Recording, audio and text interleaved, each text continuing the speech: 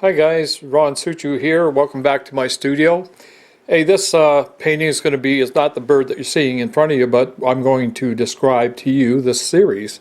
And if you look on the right hand side there's a real rough sketch of an Atlantic Puffin. That's the one that we're going to be doing today. The one on the left side was the original. This series is 13 paintings long. It's going to have every official bird and flower of Canadian provinces and territories. So the Atlantic Puffin is Newfoundland and Labrador. We're going to have the Atlantic Puffin with the pitcher plant. The pitcher plant is the official flower for the province of Newfoundland and Labrador. Anyway, so moving along, it's just going to go real fast here.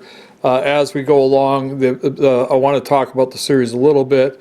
The series is exciting to me because the paintings are actually being extremely well accepted. I've never had the paintings they're actually selling. The originals are selling as they go along, it seems. Anyway, I've got the East Coast here. We're going to have a little bit of a rough, rocky shoreline, and we'll put the bird in together with the rocky shoreline and the pitcher plant, and it actually turns out to be a pretty nice painting in the end here. So you're going to see the whole thing. It's only going to take about 8 minutes to do the entire piece. And if you're an artist and you want to actually kind of copy what's happening here, it's always a good way to do things is to practice, just like a lot of the artists online would do. If you need to, it'd be kind of neat. That goes along really fast, and you see me with my hands up all the time. I'm actually doing this because we did this online. But if you need to, paint a little bit, stop it, like when you saw me do the background. I do things always in layers, so the sky was the first. That real muted background, I wanted to have it so there's a lot of Atlantic atmosphere, like the ocean atmosphere. You get that salt mist coming in from the ocean, and that's why you'll see the trees in the background really fogged out. Now this one, actually, we had a little bit of a blip because we were online and we lost about 15 minutes of my my video, and that showed you where I started this. But when I backed this out, I'm just showing you real closely the plants. I've actually I used to be a hyper or super realist painter. I've actually backed that down a bit. I've actually find myself that if you put in a real extreme amount of detail, it really doesn't help people. People actually seem to enjoy the paintings when they look a little bit more like a painting than a super clear photograph. I would think that, you know, most people, and I've heard people say it, if it's going to be that clear, then just buy a photograph. I've been painting for many years, and as I go along, I'm actually allowing my brushwork to become a little bit looser. I haven't had any formal lessons, and I might have done that years ago if I did. But anyway, don't worry about it too much. As far as getting a lot of detail, you see this painting by the back end of it. It actually turns out to be a very nice painting. And the details don't have to be hyper realistic. They don't have to be super clear and crisp. I think you want to do more of an impression and let the viewer's mind's eye enjoy the piece and add to the piece. And this way you can actually get through it and enjoy it yourself, and you don't have to do these painstakingly things that the details that nobody really even cares about, actually.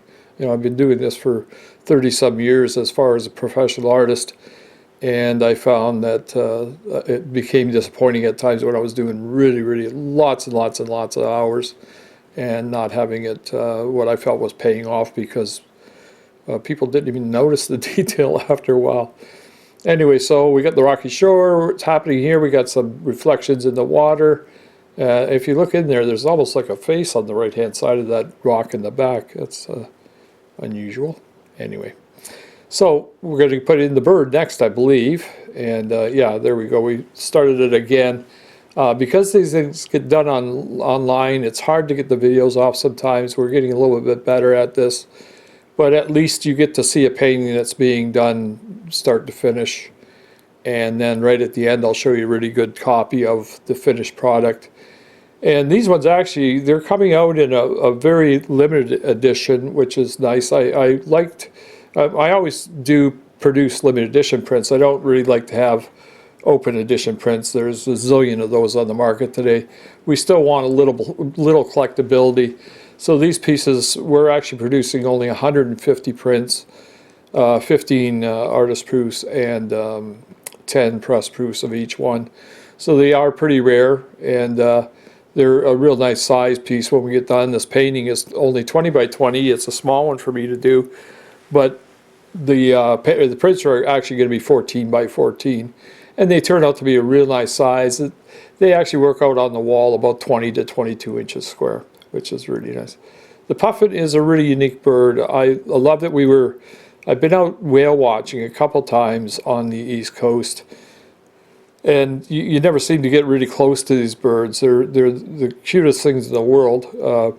They almost look like a penguin to me. Like it's almost like there's, if there was a hybrid between maybe a seagull or whatever and a penguin. This might be it.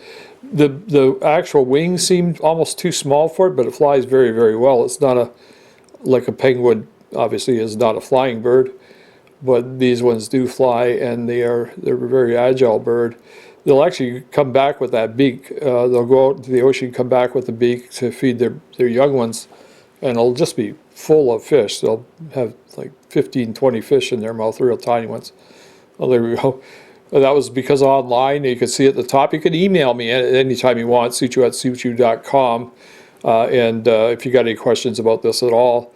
And we're going to get down to the back end of this, and we do a little bit of selling because that's how we pay. We actually feed the artist, the starving, not too starving artist, I should say. Anyway, so we're almost done here. It's flying along real fast. Again, for any of you artists out there, you want to try something like this. This is a really, really basic painting. It is a lot of fun to do something this quick and easy. And if you went along and just go along a little bit, stop it, start it, and then you should be able to complete something that looks very, very similar to this. You could even add a different bird if you want. The next one I'm doing right now is the common loon will be the next up, and we've done, this is our fourth one, I believe now.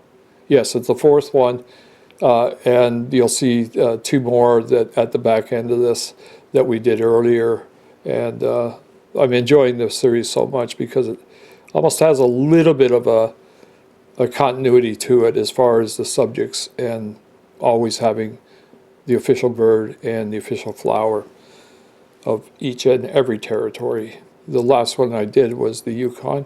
So anyway, we're going to show you, this is the one, this is finished, and you can see it looks a lot better there.